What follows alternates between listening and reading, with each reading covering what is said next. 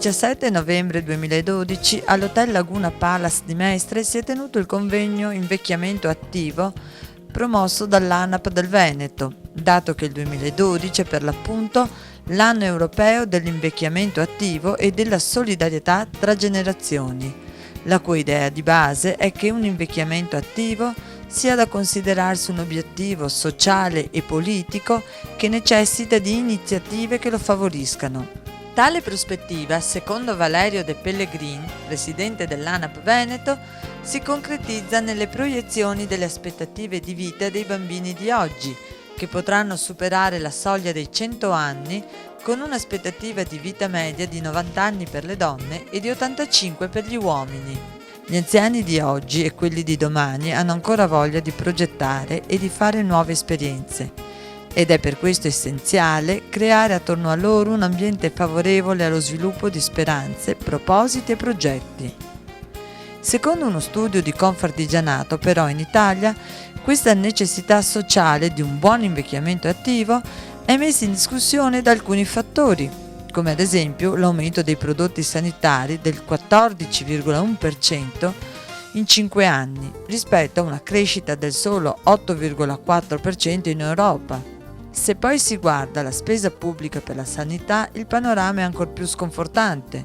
Infatti questa ha avuto un aumento dal 2000 al 2011 del 64,1%. Bisogna quindi lanciare una sfida al futuro al fine di alleggerire il contributo dello Stato nella gestione di tali problematiche, creando un sempre maggiore coinvolgimento di associazioni e cittadini. Attivo. Negli ultimi decenni l'allungamento della durata della media di vita.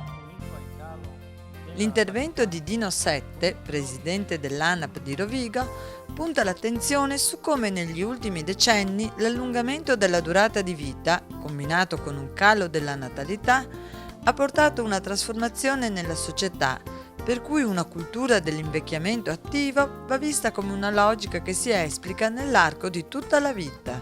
L'identità dell'anziano nel mondo artigiano ha sempre avuto una grande rilevanza, in quanto rappresenta un punto di riferimento umano e produttivo come custode di una tradizione da far continuare. In quest'ottica, il valore della figura dell'anziano si deve contare come possibilità di porre la propria capacità e conoscenza al servizio della società. Quindi si passa da un'idea di necessità assistenziale ad una prospettiva di utilità sociale, creando un ruolo per l'appunto attivo nel mondo del lavoro, dell'assistenza e del volontariato. Una metamorfosi sociale in cui l'invecchiamento rappresenta un processo naturale di grande interesse per l'evoluzione del nostro Paese. E quindi mi sono chiesta quale risposta dare in questa circostanza. Ne trovo una sola: volontariato.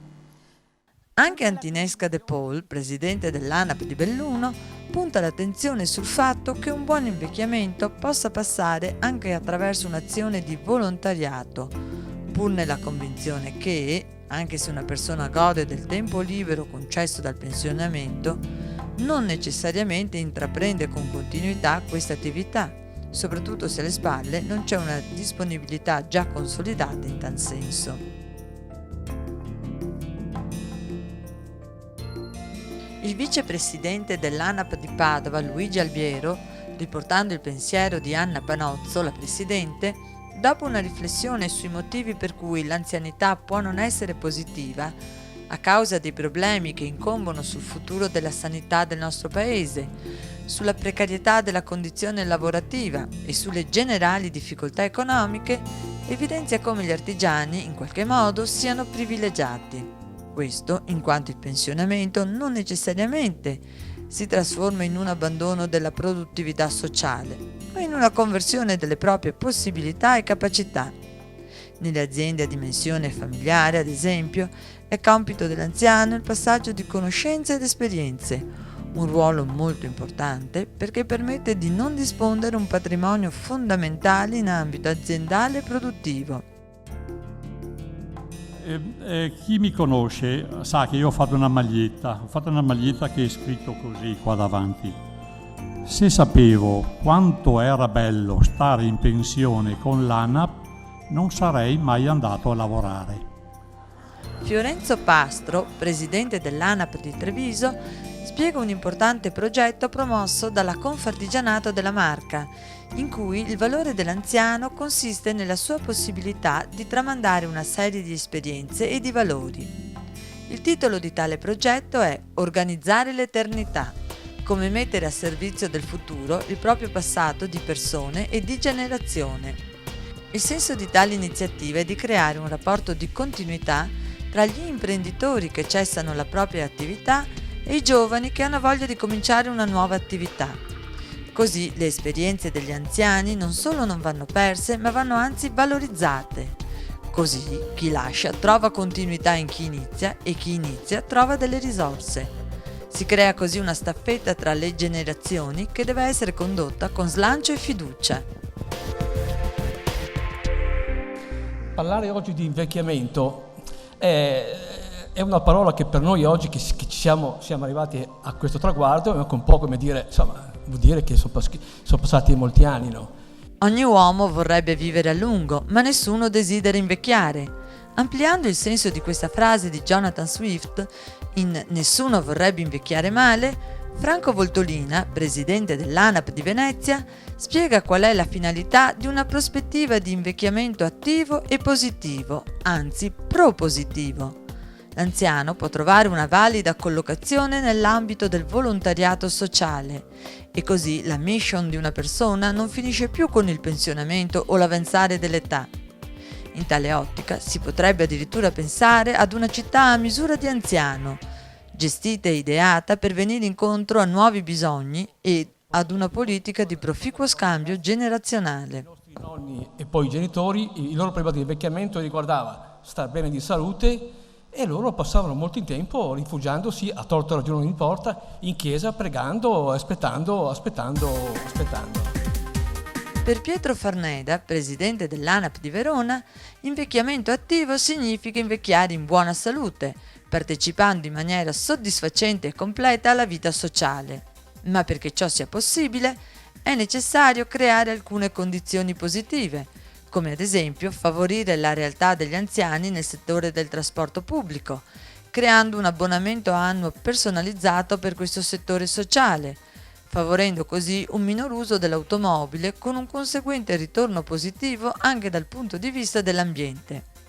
Sarebbe opportuno poi creare delle zone dedicate ad attività motorie di vario tipo. Far diventare l'invecchiamento un'esperienza positiva è non solo un dovere, ma anche una necessità, in quanto una migliore condizione fisica, supportata da una buona condizione psichica, rendono più facili far diventare l'anziano una risorsa sociale, sia in ambito familiare che più allargato, piuttosto che farlo diventare un possibile costo assistenziale e sanitario quando si tratta di un anziano sofferente. In pensione è il momento della cittadinanza attiva. Il gruppo dei pensionati di Confartigianato Vicenza aderisce in pieno agli obiettivi dell'ANAP nazionale, che si propone di tutelare, rappresentare e difendere tutti gli anziani e pensionati. Mai soli, perché solo unendo le nostre forze riusciamo a far sentire la nostra voce. Questo è lo slogan enunciato da Gino Cogo, presidente dell'ANAP di Vicenza, che evidenzia come l'unione di molte voci crei un interlocutore credibile e interessante nei confronti delle istituzioni. Lo scopo del gruppo pensionati della Confartigianato di Vicenza è quello di valorizzare l'anzianità, dimostrando come il momento della pensione non è un momento di disimpegno, bensì di reindirizzamento delle proprie possibilità, mantenendo la propria autonomia e mettendo a disposizione le proprie capacità ed esperienze acquisite nel tempo, con un impegno sia in ambito sociale, sia a volte lavorativo, collaborando con le amministrazioni locali. Passiamo noi o passano accanto ed attorno a noi i corpi insieme? Dopo i discorsi dei presidenti ANAP delle province del Veneto è da ricordare il pensiero di Monsignor Pietro Nonis, vescovo emerito di Vicenza, che ha affermato che nessun uomo può conoscere il proprio destino, ma comunque ognuno ne è responsabile. Giampaolo Palazzi, eccolo qua.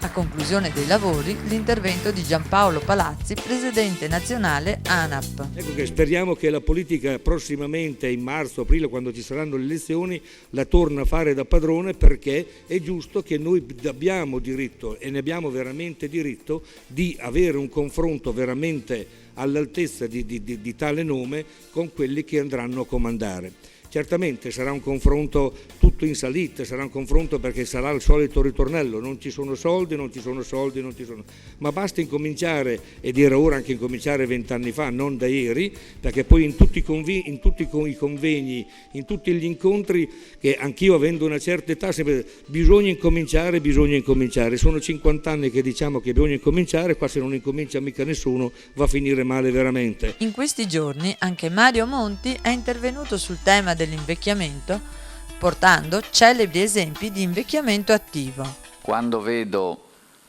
2012, anno europeo dell'invecchiamento attivo, penso che forse anch'io ho dato quest'anno una piccola testimonianza di invecchiamento attivo.